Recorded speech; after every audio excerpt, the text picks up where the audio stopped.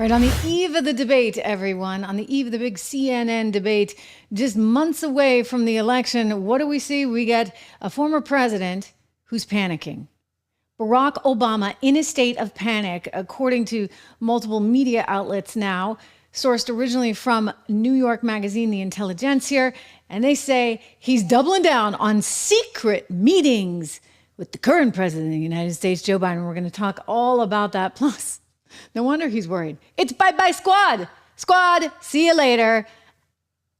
Hope it goes well for you, Jamal, AOC, and the rest of you. We're going to get into how the squad was just abolished, seemingly overnight. Adam Schiff is embarrassing himself again. You won't believe what he did. And well, I get that Whoopi Goldberg embarrasses herself just about pretty much every day, but it's so bad now. She's so unhinged. She's literally spitting on the set. Welcome to the program. I am Trish Regan. Great to have you here. You know what? If you haven't done this, I need you to do this right now. I'm going to put it in the discussion, in the notes. I want you to go over to 76 Research because we have a tremendous promotion going on right now. I said to Rob, we got to get people to do this because I care so much about you and making sure that you're investing for your future. And I don't care, $5, $10, $20, whatever you can afford every single week. You need a dollar cost average into good quality stocks, good quality companies, because inflation, that train has left the station, and you're not going to be able to depend on Uncle Sam or Uncle Joe or anyone else for that matter, ladies and gentlemen. You need to depend on yourself, which means investing in yourself and your future and your family. Go to 76research.com or 76report.com today. That's where you're going to get, if you type in this code dollar, DOLLAR, you're going to get access to, I'm not kidding. I mean, this is the best quality research out there. Rob no longer has to work for Wall Street. He's working together with me. And combined, we get some really good picks here, 10 to 15 stocks in each pick. You can get one of the model portfolios, but if you get the 76 report, it's just $1. Code word dollar, DOLLAR as an introductory rate. Do yourself that favor. I'm doing this for you. I want you to have that advantage. Okay, moving on. Obama is in a state of panic. Barack Obama now realizes that his legacy is going right up in smoke overnight because, well, he handed it off to a guy that he never had a ton of faith in to begin with. Let's be honest. I mean, it's one of the reasons he went with Hillary, who you know was not like a great political sell, but he never had a lot of faith in Joe. He always worried that Joe was going to screw it up. And what has Joe done? Joe screwed it up. And then some. I mean, he screwed it up, plus he got old. He's 81 years old, and he's not in the best of health. But you know what? This is not crazy talk. Granted, I'm not a doctor, but anytime you look at poor President Biden right now, he seems sort of lost, especially when there's a crowd. Now you know why there's going to be no crowd, no live audience at either. Think about this. Think about it. At either the debate on CNN Thursday night, nor at the DNC. Remember, they decided to get rid of the live event, the live crowds. They got Steven Spielberg coming in to produce the whole shindig, but there's going to be no live crowds. You know why? This guy can't handle the live crowds. You take a look at him. He was just out there in LA doing a big fundraiser. And President Obama had to escort him off the stage. You know the clip. Drew, let's run that because people need to see this. And this is not a cheap fake. This was actually tweeted out by the Hollywood Reporter. And the White House took big issue with this. They were so upset. And then the poor Hollywood Reporter guy, he wound up having to report on himself and his own tweet because they're trying to suggest that somehow this is unfairly edited. No, you got a president there who's just sort of lost. And he's shuffling off, and he's got Barack Obama with his hand on his shoulder trying to escort him off the stage because he doesn't seem to know what day it is. Well, naturally, yes, if you're Barack Obama, and you're still in the prime of your life, you're looking at this saying, I gave it to Pops, and what the heck did he do with it? Oh my gosh, it just got flushed down the toilet. So we've got to actually make some fixes, shall we? We got to make some fixes, indeed. And part of those fixes include having secret meetings with the president to strategize, to plan. I mean, listen, I will say this about Barack Obama. The guy was a heck of a campaigner and a heck of a strategist and a heck of a divider.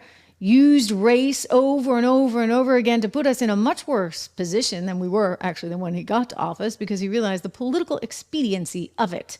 So he's very good at rallying the troops, so to speak, and being very organized about his campaign. And this is what he's trying to impart to Joe, along with some lessons on how to use these racial issues to your advantage. Take a look at what the intelligentsia put out. This article just coming out today. What Obama is whispering. The president's plan, and that's plural, the president's plan to save their legacy from Trump. They are so darn terrified that Donald Trump is going to win. And by the way, they ought to be terrified. I mean, this anxiety that he feels is, quote, according to a source in the story, his anxiety about the election is real. It should be real. It should be very, very real, because I'll tell you, I keep looking at these polls and Donald Trump keeps climbing. They do everything they can. 91 counts, 4 criminal. They try and saddle him with a $500 million fine. I mean, it's like you just can't keep him down. He's like a whack-a-mole, right? You know, the whack-a-mole toys when you're a kid, bum, bum, bum, bum, bum. And there he is again. There he is again. He's up higher in the polls. So no matter what they do, you know, their lunches, the intelligentsia writes, tend to be unannounced to anyone but need-to-know level aides. And none sit in when Biden and Obama chat. In Washington, that means there are rumors about their conversations that circulate faster than reliable word. But in terms of what they're actually discussing, especially when things aren't going well politically, and let's just say they're not going well politically. For years now, many Washington Democrats, they write, have been contradictorily convinced that there must be a growing distance between the pair and that Obama must possess some secret plan to help his older partner. And they are in constant search of evidence for both. An agitated game of telephone took off among some of these semi-plugged-in liberals about the end of last year, following not just that one White House meeting, but also a handful of conversations between Obama and Biden advisors. As the rumor mill has it, Obama was especially unnerved about the race, which Biden was losing, if swing state polls were to be believed. Well, it turns out, if you go further into the article, again, with one of the quotes being, according to one of these people, he is whispering to Biden because his anxiety about the election is real. In other words, he had the anxiety back then. People started talking about it. And guess what? That anxiety has grown and grown and grown and grown, understandably so. And that's because when you look, ladies and gentlemen, at the real clear average, it's in Trump's favor. And then when you break it down, we did this yesterday. Remember, we went through all the swing states, and he's up in every single one, just a teeny tiny touch in Wisconsin. But he's up 4. He's up 3. He's up 2. There you go. Arizona, Georgia, Nevada, Wisconsin, up 4, 4, 3, 3. I mean, these are big, important states. Pennsylvania up 2, Michigan up 2, Minnesota tied, but it's a little teeny bit if you look at the hardcore numbers in the positive column. So what does that suggest?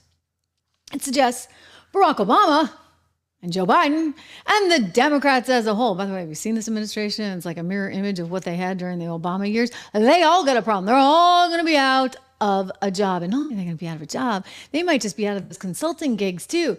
Because I think if Trump gets in again, I don't think it's going to be as crazy as what people are suggesting, but I do think there are some changes that are going to be made to the so-called deep state, and the deep state is not going to have the same kind of power and influence. In other words, you're not going to have these judges all over the country that willy-nilly can go after political enemies, such as Judge Merchan has gone after Donald Trump.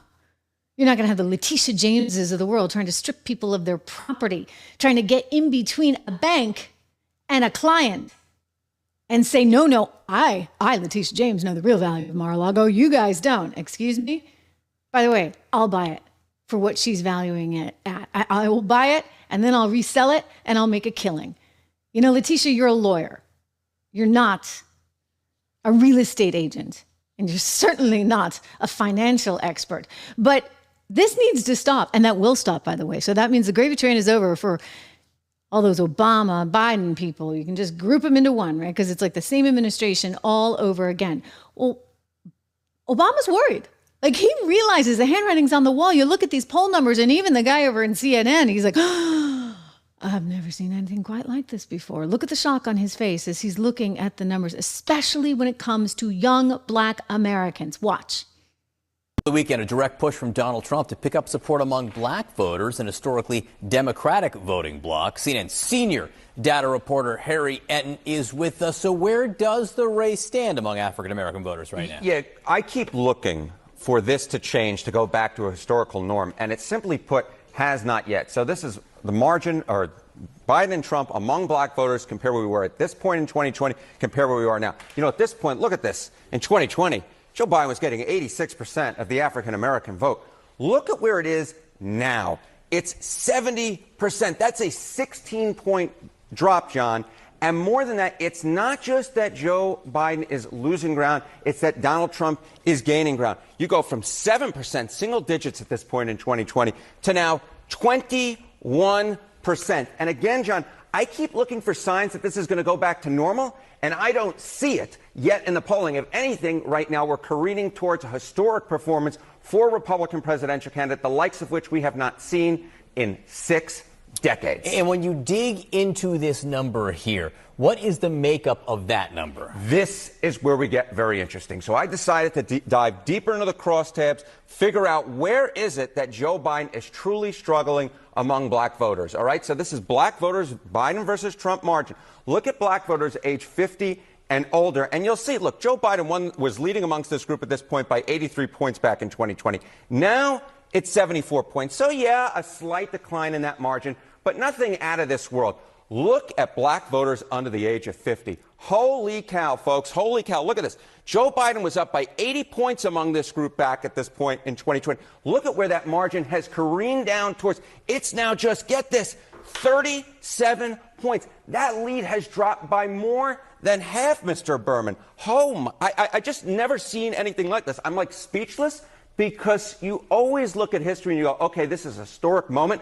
If this polling is anywhere near correct, we are looking at a historic moment right now where black voters under the age of 50, which have historically been such a big part of the Democratic coalition, are leaving it in droves. That is a huge drop over a 4-year period, at least right now.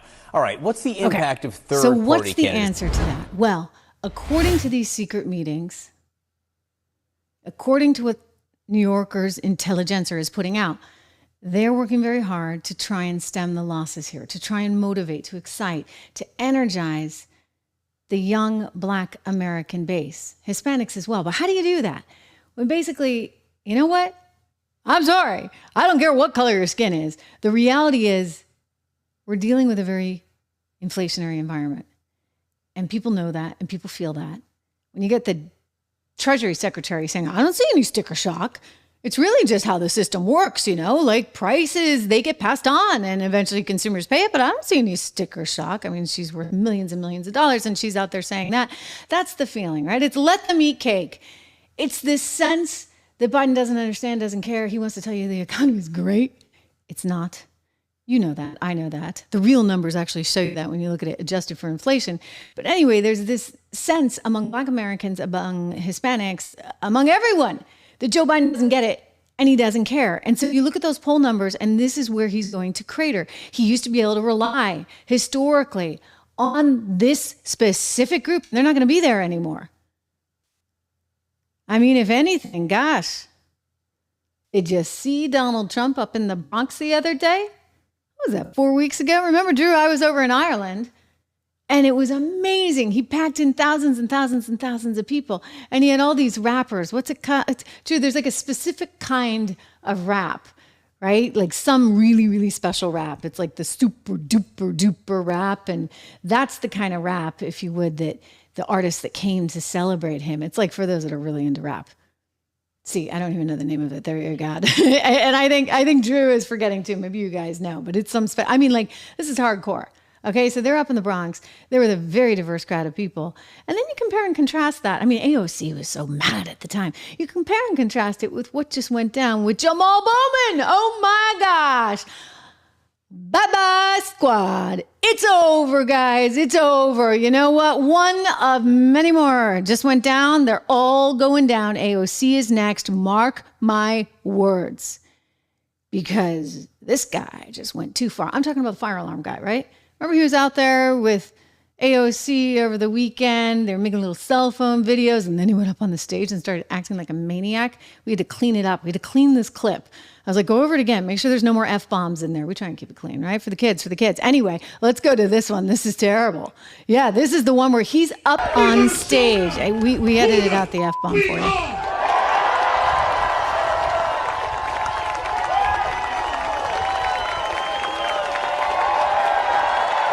Oh, Obama, you're doomed. You're doomed. Look at this crazy guy. What is that? I mean, does he think he's Britney Spears? I think he's been watching too many Britney videos on Instagram. Look at that. Listen! Ceasefire now! Ceasefire now! Ceasefire now! Ceasefire now! Ceasefire now! Oh my gosh. You know, guys, I was watching this over the weekend, and I was like, this is crazy. I mean, look at him, for goodness sakes, he's banging it, he's banging it. I mean, it was kind of violent, right? Can you imagine if Donald Trump did that? Can you imagine, I don't know, what if Byron decided to do that? Byron Donalds, can you see Byron Donalds, who's awesome, out of Naples, Florida, actually understands financial markets and how the Federal Reserve works, better than some of the people in the administration right now accountable for the financial aspects of Joe Biden's policy. Anyway, can you imagine if he did that? Or Tim Scott, or anybody else for that matter? I mean, can you imagine? Everybody would go crazy. But this guy, thank goodness he's toast. Everybody can celebrate that. That's like the one decent move. I don't give Hillary Clinton a lot of credit for anything, but she did come out and support his competitor in that primary. And his competitor just wiped him. Like, it was just like, it was a huge margin. And he was so desperate. He was clinging so hard. At the end, he even brought his little pal AOC in. AOC, girl, you are done. You never should have done this. You know what they say? Be careful. Be careful who you're seen with. Nobody's going to forget this. We get the scene of AOC. Drew, do we have the one where it's like all that music in the background? I think we've got some of the music out. We may have to bring down her audio, but I just want people to see this because she was dancing around wildly on stage. Look at that. Look at that. She's just like him. I mean, woo! This woman, if you are listening to the audio version of this podcast, thank you, first of all, for doing that. Everybody can go over to Spotify. You can go over to Apple. Show us some love. Give us 5 stars. But anyway, we're looking at some crazy video, crazy AOC. And I think she had a few F-bombs in there, too. So, now she's taking her hair down. Literally taking her hair down. And she looks angry. And she looks mad. And she's screaming. And she's dancing. And we're all wondering, are you okay, lady? Are you okay? No, she's not okay, you see, because her buddy, Jamal, was about to get beaten badly, as he so deserves. This is the guy, by the way, who pulled the fire alarm. Remember? He literally pulled the fire alarm. And then there were some signs saying, don't pull the fire alarm. It really will go off. And he took the signs down and hit him. And it was all caught on tape. He should be in a heck of a lot of trouble. And instead, there he was running for Congress again. But you know what? He's done. He's done. And I do believe that this is the end of the squad. So AOC is in mourning. Wait till you see what she just tweeted out. I mean, she's just devastated. Her dear, dear friend, who she's going to get to, who really will she get to pull the fire alarms these days when they don't like the budget that they got to get through? She writes on Twitter, Jamal Bowman, son of a single mother, grew up in public housing, dedicated his life to teaching, became a school principal. See, that's part of the problem. We have these people in academia. I'm not kidding. I mean, academia is frightening. Founded a private school to serve Bronx youth. Elected as the first black congressman for NY16. Never took a dime in corporate money. A true public servant that when you need him is ready and willing and able to pull the fire alarm because God forbid we get that budget passed. Oh, good riddance, right? Good riddance. And that's what we want to be able to say to everyone. And so this is what is making poor President Obama so nervous. This is what's giving him the anxiety that his friends are talking about. This is why they're so worried. This is why he's got this whisper campaign going on with Biden. This is why they're having these little private lunches that nobody's allowed to know about or talk about. He's saying, you got to work these angles, man. He has to talk his talk, you see. And sometimes it works. I mean, think about that other lunch that they had that got so highly publicized. You know, word leaked out. They were having lunch together. And next thing you know, he goes down to one of the historically black colleges to celebrate their graduation and gives a thoroughly divisive speech. Because he's already been told by Barack Obama, you use this for everything it's worth. Winning is what matters. No interest in really bringing the country together. No interest in actually moving us ahead, economically speaking. And this is indeed a very, very, very big problem. You know, if you're so focused on that and you don't focus on the stuff that matters, like inflation, like the border, like trying to have peace in the world, for goodness sakes. Imagine that. Maybe they don't really want it. I mean, hey, look at Lockheed Martin's stock price ever since 2014. Or Northrop Grumman, when we got ourselves into none other than Ukraine. We sent a CIA mission over there, and wow, I mean, NATO kept growing, and sure enough, those stock prices, this is money that had been left for dead. Rob and I have looked at this actually in depth, and this is, you know, you couldn't get anywhere on these stocks, and suddenly they've outpaced the S&P. They've outpaced the S&P 500. Think about that. That's kind of strange, don't you think? In that the S&P is filled with things like Microsoft, Apple, and NVIDIA. Like, you really think Northrop Grumman and Lockheed Martin should be valued and escalating in value more than those? Well, I guess they all knew something we didn't, which was that we were getting much further entrenched in these conflicts. And I'll tell you, Americans don't want it. I mean, maybe the elites want it. Maybe some companies want it, but Americans do not want it. And that's going to come back to bite them in the you-know-what. Listen, policy matters right now, guys. Really, really matters on the inflation front, on the border front, on the international front. It's why I want you to go check out AmericansForProsperity.com, AmericansForProsperity.com. My great friends over there that are working really, really hard to make sure that we have a better border, to make sure that we have a better economy, that we have a more peaceful future. I mean, this is our future. And it's getting increasingly scary. I was just reading Ray Dalio, who founded Bridgewater, massive hedge fund, actually went to my high school, not with me. He's a few years senior to me, but Ray Dalio, really, really bright guy. And I actually had no idea sort of the depth with which he could write. And it was a pretty fair and balanced piece. It was from his book. It came out in 2021. It's in Time magazine today. I just throw it out there because if you're interested in policy, you're interested in history, go to AmericansForProsperity.org and sign up for their stuff. Also take a look at Ray's piece at time.com, Time magazine, because it's about 34 pages. And I read through it last night. I printed it out this morning because I actually just want to sit down and really digest it. He tends to be more liberal than not, but in fairness to him, he was pretty fair about the landscape right now. And he was saying that, you know, you get a lot on the left, you get a lot on the right, sort of these extremes, and that's not a good recipe for the future. I mean, maybe for gold, right? He had a whole sort of plan. Like, what do you do? What do you do? Like, your side is not winning. What do you do? And what do you eventually do? And I think regardless of what side you're on, there's some interesting lessons in there. Speaking of gold, quick shout out to our great sponsor over at American Heart for Gold. American Heart for Gold, ladies and gentlemen, I'm really proud to partner with these guys because they really and truly have a phenomenal offer. And you know, I'm all about the offer. I want to make sure that I'm taking good care of you. You take good care of me. So check this out. Up to $15,000 worth of free silver for you if you enroll with them. 1-844-495-1115. You can also text Trish to 65532. 65532, guys. And it's well worth doing. I mean, listen, I think that gold is an important part of any diversification strategy. You can go check out Trish Loves Gold. You can't forget that. TrishLovesGold.com there at American Heart for Gold and see what opportunities they have for you, because it just is one of the things that you need to be looking at right now. Most definitely, for sure. The star of the Schiff Show, Adam Schiff, he's at it again. And embarrassed himself greatly yet again. So he's a lawyer by trade. I mean, he's just a disaster, right? I say star of the Schiff Show because I think at one point he wanted to be like a television producer. Maybe he briefly was a producer. He wanted to actually be an actor.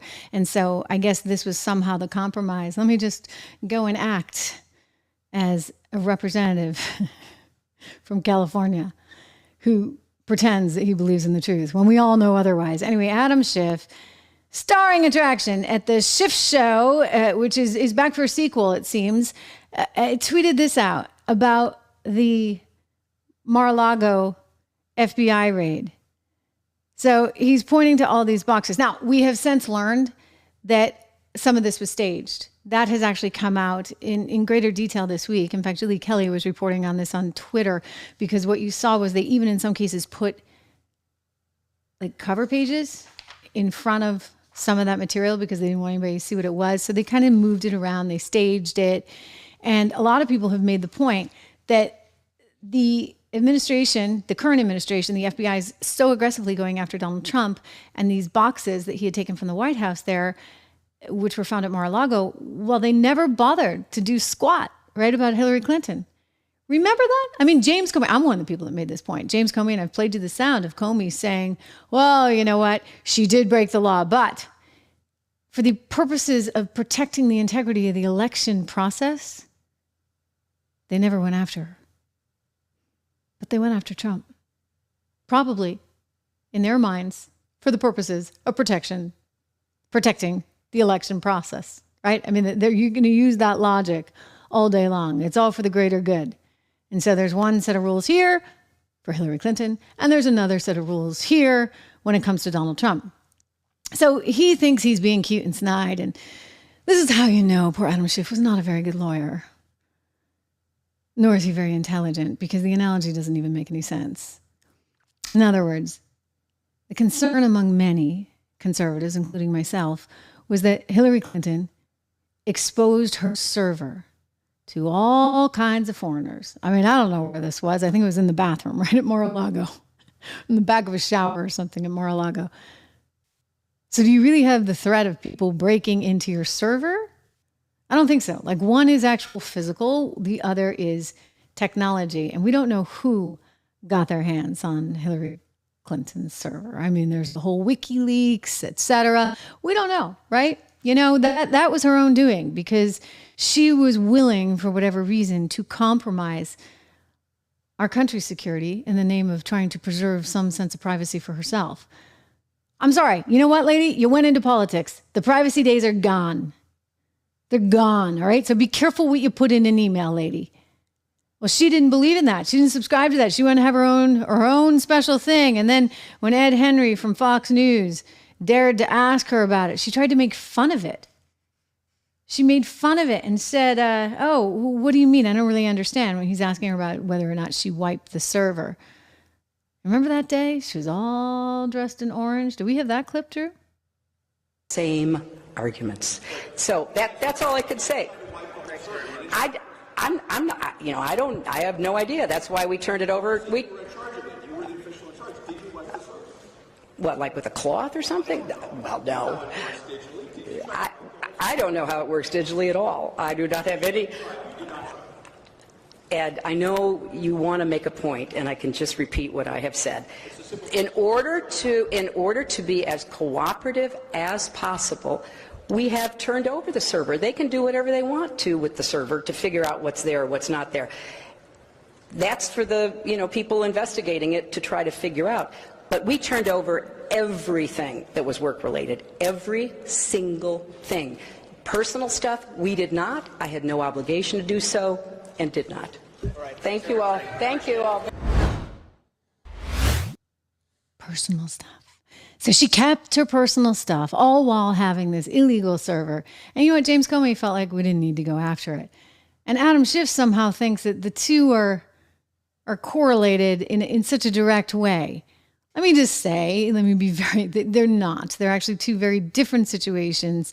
And if he were a bit smarter, he'd get that. But so long as you want to go there, I would just say Hillary Clinton's was so much worse, and no one did anything. Right? Hillary Clinton's was so much worse.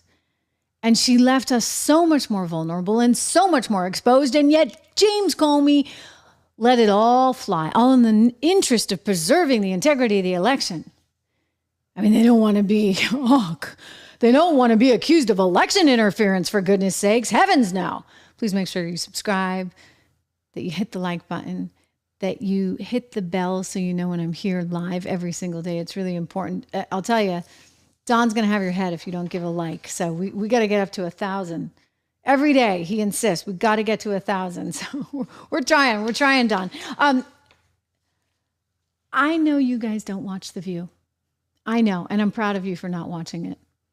It's a sad, sorry show that I do believe has basically come to the end of the line. I do believe that as soon as Disney is sold, and it will be, Bob Iger has already said, the CEO of Disney, he wants to sell ABC News and ABC, all his legacy businesses.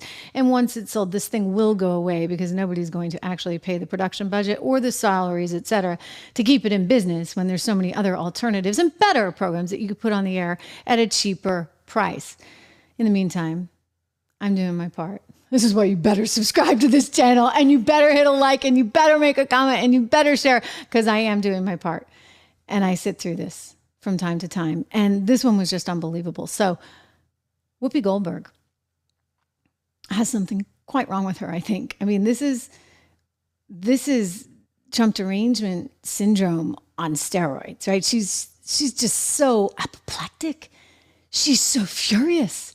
She can't contain herself. She's actually taken to spitting, like literal spit coming out of her mouth onto the floor there on their set at The View. I want to show you as she is forced to mention his name, she loses it.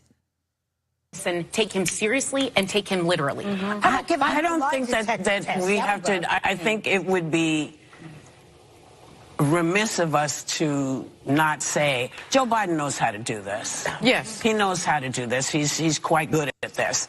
And you know, you can't refute anything with him because he just, when I say him, I mean he rambles. Trump. Yeah. He tends to just. But can I mention one thing? Because Trump is out there calling. Did you say his name? I said his name. Oh, yeah, it was a trick and it made me do it. But I'm just saying that that Biden knows what not to do. You can't refute that man because he just spins and spins and spins. Yeah. All you can really do is talk about what you do. Right. And how you do what you do. But he should do it like this. He should, like, you know, while Trump was gargling less Lysol, whatever he was drinking, I was fixing infrastructure. Gosh, I mean, while Trump these was people are doing just A, too B, and much. C. I mean, I it's was like doing this bashing, Yes, 34 counts. all day was long. That's repaying all they student do on The loans. View, I okay? mean, that way. I actually don't know what they're going to do if they don't have Donald Trump to talk about. I mean, I don't really think they have a show. Do you? I mean, it's going down the ratings. The last I checked, Fox was actually beating it. So cable news is beating the network. And that's actually something that used to be unheard of. Although pretty soon we're going to be beating cable, aren't we, right here? 300,000 and climbing. And we have some shows that actually, believe it or not, guys, we are beating what I would do in ratings back when I was on the network. So we've had a few real winners here. So thank you for all that you're doing to keep up the momentum. Do make sure that you subscribe and that you share and you like. It's just been growing and growing and growing. So that's clearly wonderful. But Whoopi Goldberg, Joy Behar, the rest of them are like window dressing there. I think that show is just an abomination. And it's really sad that it is on television and it's taking up airwaves and it's taking up space. And all we have to hear is that dribble. But I don't think it'll be for long. I really do think that the network is going to be sold, and the new guy who comes in, whether it be a private equity company, whether it be Nexstar Communications, who's in talks to buy the company per sources, listen, they're not going to put up with it. They just won't, because the show doesn't make enough money to justify that. And by the way, advertisers can't even like it. I mean, the advertising community, they can't possibly, don't tell me, but then again, anything's possible, right? You really want to advertise with Whoopi Goldberg and Joy Behar? Hey, all right. I wouldn't. Thank you very much. This is a serious story. This is just breaking right now. Homeland Security is reporting that 400 suspected terrorists are here in this country. They have come across the border. They are coming from parts of the Middle East. They are coming from Asia. And there is enormous trepidation about just exactly who these people are and where they are from. The New York Post has a story on this that just broke, Fox News as well. Federal agents say that 400 migrants have been smuggled into the U.S. by ISIS-affiliated network, with the whereabouts of 50 of these people unknown. Then they go on to say that they have tracked an additional 150. And I hate to break it to you all, but 150 plus 50 only gets you to 200. So what about the other 200 migrants? that were smuggled into the U.S. by an ISIS-affiliated network, for goodness sakes. What are you trying to tell us here? I mean, we weren't kidding when we said shut down the border, and yet did Biden ever care about doing that? No, because from the beginning, ladies and gentlemen, from the beginning, let's go back to 2020 and that Democrat debate when he insisted that y'all come. In fact, I encourage you to stampede the border because you should come to America because we're all about hunky-dory. Let's bring them all in, ISIS, terrorists, and the rest of it. Let's go to the clip. I would, in fact, make sure that we immediately surge to the border. All those people are seeking asylum. They deserve to be heard. That's who we are. We're a nation that says if you want to flee and you're fleeing oppression, you should come. Well, they came all right. Joe Biden, they came. And now your own team doesn't know where they are. And they believe there are 400 people that were smuggled in by an ISIS-affiliated network. That tells me we got a little bit of a problem. Just a little. But, don't tell Mayorkas that. No, he's at Homeland Security. He thinks they're doing everything they need to do. They're doing all the screening and the vetting more than ever before. Yet somehow 400 slipped in. Let's watch. In fact, in this administration, the different agencies and departments across the federal enterprise are working more cooperatively and more effectively and doing more robust screening and vetting than ever before. I don't think anybody buys that. And by the way, if you're doing more now, if Joe Biden just decided to shut the border down now with this executive order, why didn't he do it earlier, before the 400 ISIS-sponsored people came into the country that now your FBI is all worried about? Like, why weren't you actually doing the groundwork from the beginning? Was it because of the census? Was it because you were hoping that you could get people grandfathered in and somehow find a path to citizenship and everybody would vote for you? By the way, go back to the top of the show. They're not voting for you. Hispanics aren't voting for you. Black Americans are not voting for you, Joe. So that didn't work out so well, nor did your whole let's print more money and give away more freebies. None of that worked for you because all you got was inflation. Sometimes I'm going to use a Kamala expression. You got to go back to the root cause of the problem, buddy. The root cause of the problem. Freebies, handouts, money printing, open borders, and there you go. Enough said, right? Look, this is why I'm just saying you got to take care of yourself. You got to plan for your future. None of this is going to end overnight.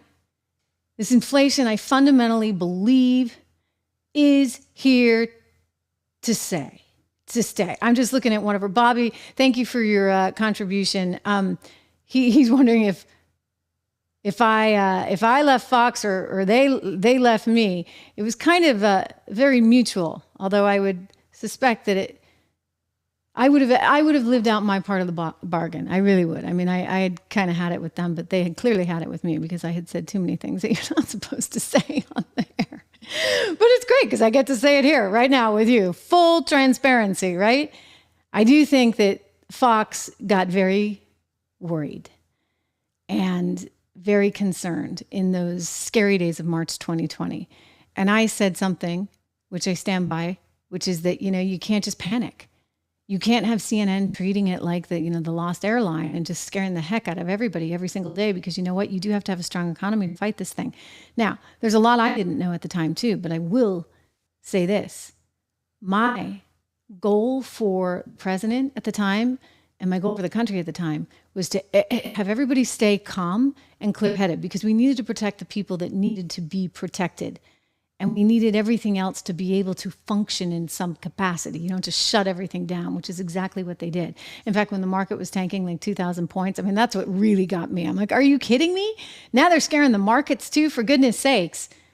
I bought that day. Every day it was going down, I bought. It's part of what I try to teach you guys to do, to be able to see through their rhetoric. What did I know? I knew that we were probably going to be fine. I knew that the Federal Reserve was there. I knew that Donald Trump was there. And hey, I knew, knowing him, he would welcome the chance to send checks in the mail with his signature on it. Here you go, courtesy of Donald Trump. I knew that was all going to happen. I knew that we'd run the risk of greater inflation, which I've warned about repeatedly.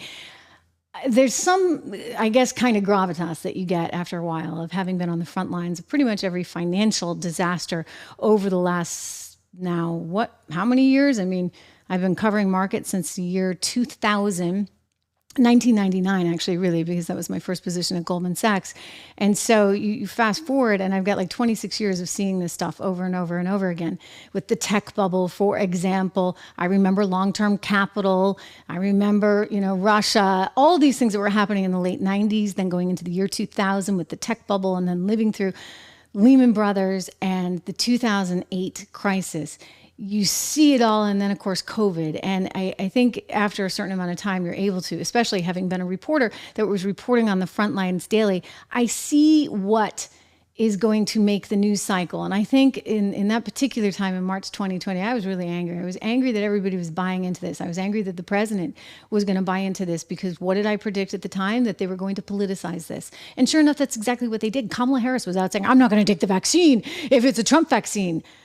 Maxine Waters said the exact same thing. They were politicizing it like nobody's business, all while the governor of New York, Cuomo, was standing up there giving daily press conferences, so enamored with himself and the media attention, and going on his brother's show and holding up Q-tips and the whole 9 yards, while simultaneously sending people infected with COVID into nursing homes and then infecting those elderly people. I mean, like, no one had any clue what they were doing, but God forbid you try and call it out.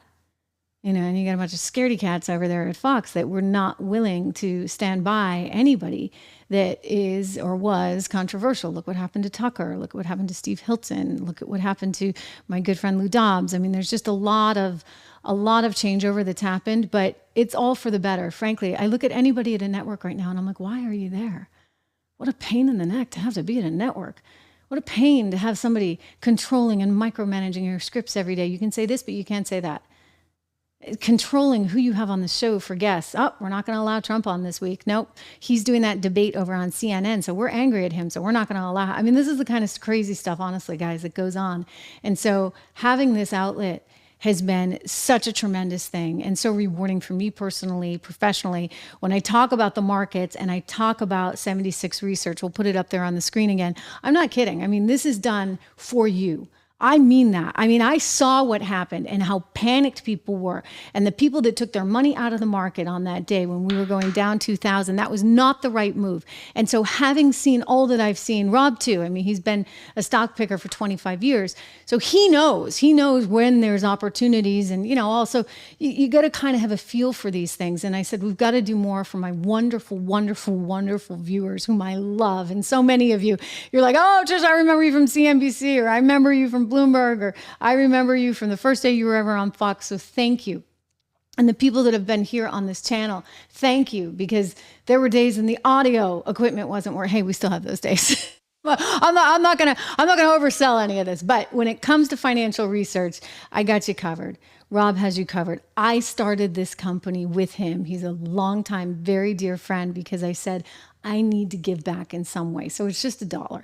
It's just $1 to get the 76 report. It's another $23 to get the model portfolios. We just thought, can we reinvent this industry? Because too many people on Wall Street, they're paying tens of thousands of dollars for a similar product. And that's fine, but people don't have tens of thousands of dollars. If you have tens of thousands of dollars, I want you investing that tens of thousands of dollars, okay? That's the deal. You got to invest it. And I don't want you spending a fortune on research, but you probably don't have that kind of money to spend on research. And so what ultimately happens is those that have the money are getting the best research. And then those people at the top of the food chain, right, are filtering it down, and maybe the broker that you're dealing with in the local office is giving you some semblance of something, but it's already been chewed up and spit out by the time it gets to him or her. And by the time you get it, you're not getting really pure, authentic, unbiased research. They're telling you to buy what they want you to buy. And so this was my goal here. So we have the American Resilience portfolio, which is a growth-oriented portfolio, ex NVIDIA, because you know what you're going to get NVIDIA if you're in the S&P. But take a look at that. There's also an income builder portfolio. So if you're someone who wants to make sure that you're protecting what you have while also getting a little bit of income in retirement, that's a great portfolio for you. And there's an inflation protection portfolio, because I'm obsessed with that, right? Like, how do I protect against inflation? That's why I talk about gold all the time, but there's a lot more ideas. So it's, gold is a wonderful way to play it, but there's additional 10 to 15 stocks that we like in addition to gold. So check that out. Again, go to 76reports.com. That's actually where you can put in the dollar code, or 76research.com, where you can look at the model portfolios. You can buy the report. And I'm telling you, just type in that code word dollar. So you get it for just $1 for the first couple of months, and start putting yourself first, really and truly. It's what I want you to do, and it's what I need you to do in light of the insanity and craziness going on around us. We're going to be back here live, of course, tomorrow. And on Friday, we're going to have a full look at that debate that's going to be going down on Thursday. I can say this. I made it very clear yesterday. Go back and watch yesterday's show if you would, if you haven't seen it, how I feel about CNN and their extreme bias and the danger that Donald Trump is walking into. But I also know this. He's tough. He's an adult, he's a big boy, and he can handle himself. It's just that it's kind of 3 against 1. And they may have a few tricks up their sleeve. So if you are curious to know more about that, I do encourage you to watch yesterday's live program, and I'll see you back here on the show tomorrow. Have a good one.